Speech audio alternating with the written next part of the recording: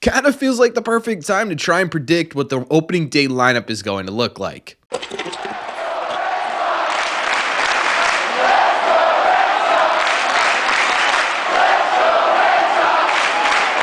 What is going on, everybody? Welcome back to Red Seat Radio. My name is Corbin. With all the drama, everything going on at Red Sox spring training camp right now, I figured this is a great time for us to try and figure out what the lineup is actually going to look like. So we are going to try and predict the opening day lineup in today's video. But before we do, just a heads up, we are going to be live right here on this channel tonight, 7 p.m. Eastern time. We're going to be going over everything spring training related, how it affects the 2025 season. We're also going to be talking about some staggered news/rumors regarding maybe some more additions for the Red Sox. So all of that tonight, 7 p.m. Eastern, right here on this channel. Thank you all very much for clicking on this one. Let's get into it.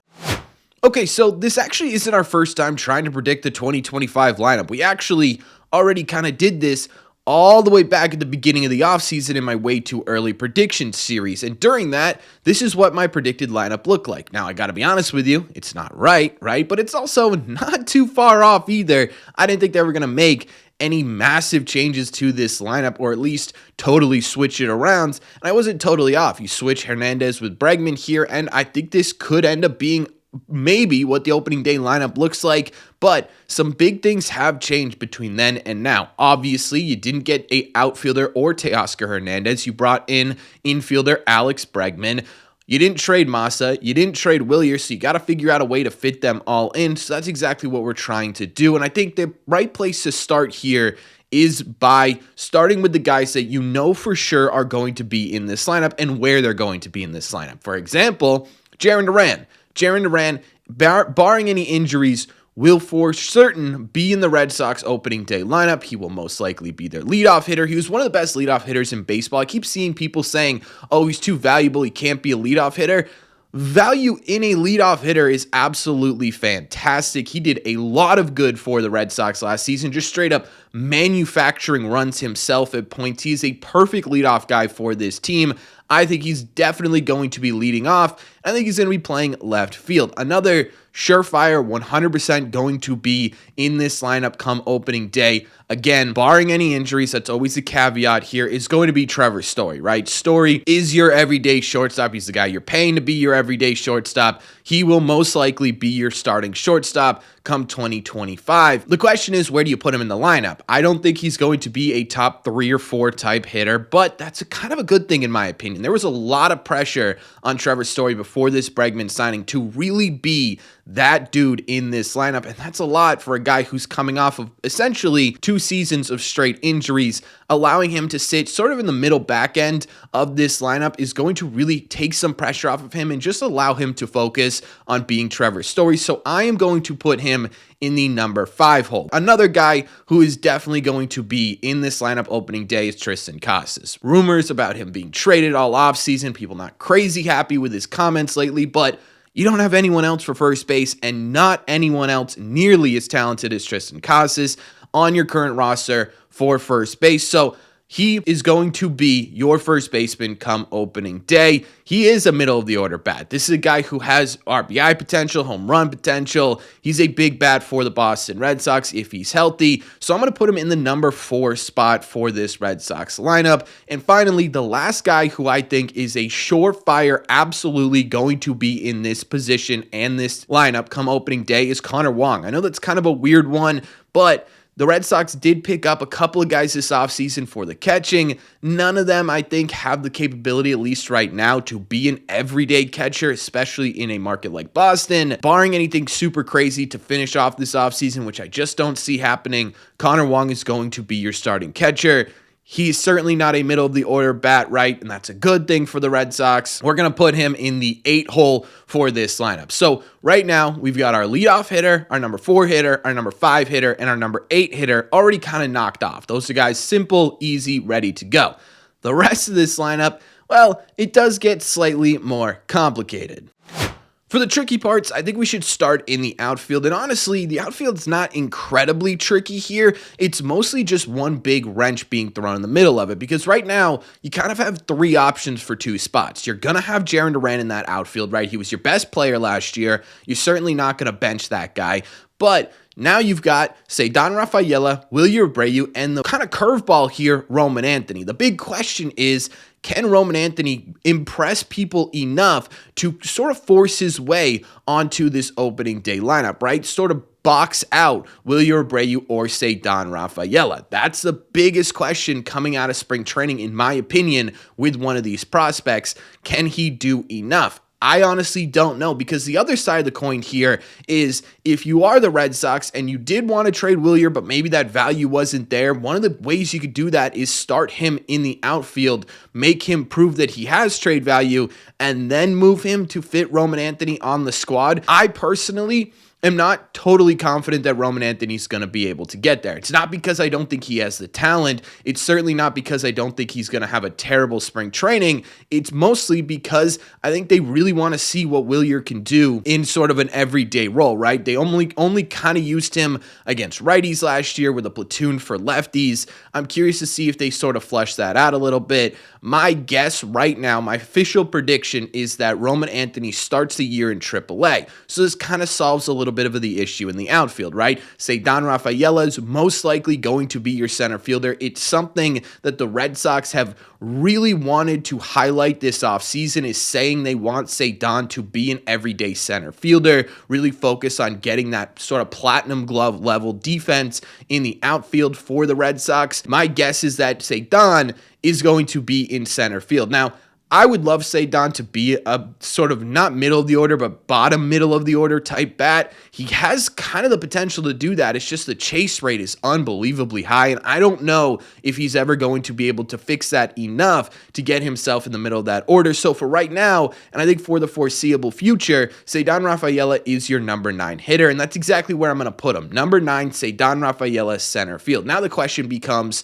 is it Roman Anthony or is it Wilyer Abreu on the opening day roster for the Red Sox? My heart wants to say Roman Anthony, right? I want this dude up in Boston right now. I want this guy getting as many at-bats with the big league club as humanly possible. The Red Sox want to win in 2025. I think Roman Anthony can help them do that, but I also think they have a lot of faith in Wilyer Abreu, and they hold him to a high esteem, and for that reason, I think they go Wilyer Abreu at least to start the season. Maybe they build up some trade value here with Wilyer before they bring Roman Anthony up. I don't know, but I have a feeling it's Wilyer Abreu's spot to lose right now, and ultimately, I do think Wilyer Abreu is your opening day right fielder, and I have him in that number 7 spot. I actually think that's a really good spot for Wilyer to be in. Not a ton of pressure here, coming off of a pretty good season. You can kind of slowly work him in against lefties, especially with the guys that you're surrounding him with. So I think that's a good spot for Wilyer to be in this opening day lineup. The outfield, kind of tricky with Roman. The infield, or I guess the last couple of spots here, those are going to be the real tricky ones, right? Because that's where all the drama is right now. You've got Alex Bregman, you've got Christian Campbell, and you've got Rafael Devers. The Red Sox, extremely high on Christian Campbell. We've seen that over the last couple of days. They really want this dude to make an impact in 2025. You bring in Alex Bregman. He's a Gold Glove third baseman. Also, apparently can play a really good second base. You got Rafael Devers, the face of the team regardless, the highest paid player on the team. He's your dude. He's also a third baseman. So what do? What do the Red Sox do to figure this out? Rafi says, nope, I'm a third baseman. I will not DH. Bregman says, look, I'll play anywhere that helps the team win. And Christian Campbell's just trying to make the team. I'm going to get a little bit cheeky here. I'm going to get a little bit gross. And I think it's because Masataka Yoshida, I think, starts the year on the IL. He looks healthy, at least in terms of swing, but I think the Red Sox have an opportunity here to sort of ease Rafael Devers into the idea of not playing third base, and it's the easiest way, in my opinion, to make this whole thing work, and that's by starting Rafael Devers at third base. He'll be your third baseman opening day. This isn't throughout the season. This is just opening day. He'll play third base. His bat, obviously, probably your best bat on the team. I don't think that's really a debate. So we're going to put him in that 3 hole in this order, right? He's the heart of it. He's the soul of it. He's going to be right smack dab in the middle of it. We're going to have Alex Bregman. He's going to play second base. Again, this is just opening day for the Boston Red Sox. You're going to get that defense from Alex Bregman. He's going to hit second, in my opinion, kind of sitting at the top of the order. And the reason I'm putting him at second is because Cora already kind of said, look, this dude's going to be towards the top of the lineup. I like Rafi at third. I like Bregman at second. It gives them a little bit of wiggle room in terms of versatility a little bit. It mixes up their lineup look a little bit. I like the 1, 2, 3 of Duran, Bregman, Devers. I know some people are going to say, look, Corbin, Rafael Devers needs to be that DH. And you're absolutely right in terms of what's best for Red Sox defense, but in terms of what's best for the Red Sox morale-wise, it's Rafael Devers opening the season at third base. But what does that mean for Christian Campbell? Well, if we put Christian Campbell on this team to start the year with Masataka Yoshida on the IL, you can fit him into this everyday lineup, and that's starting as a DH. That sounds absolutely crazy, I know, but what this allows you to do over the first couple of weeks is cycle these guys through a little bit, right? Rafi doesn't want to play full-time DH. Okay, fine. We'll have Christian Campbell as a DH second baseman. We'll have Alex Bregman as a DH second baseman at third base, and we'll have Rafael Devers split some time at third base and DH. And what this allows you to do is kind of make everybody happy, right? It gives you that defense. It allows you to put Christian Campbell on this big league roster, and it allows you to keep Rafael Devers happy, at least for a little bit. Now, what happens when Masataka Yoshida comes back?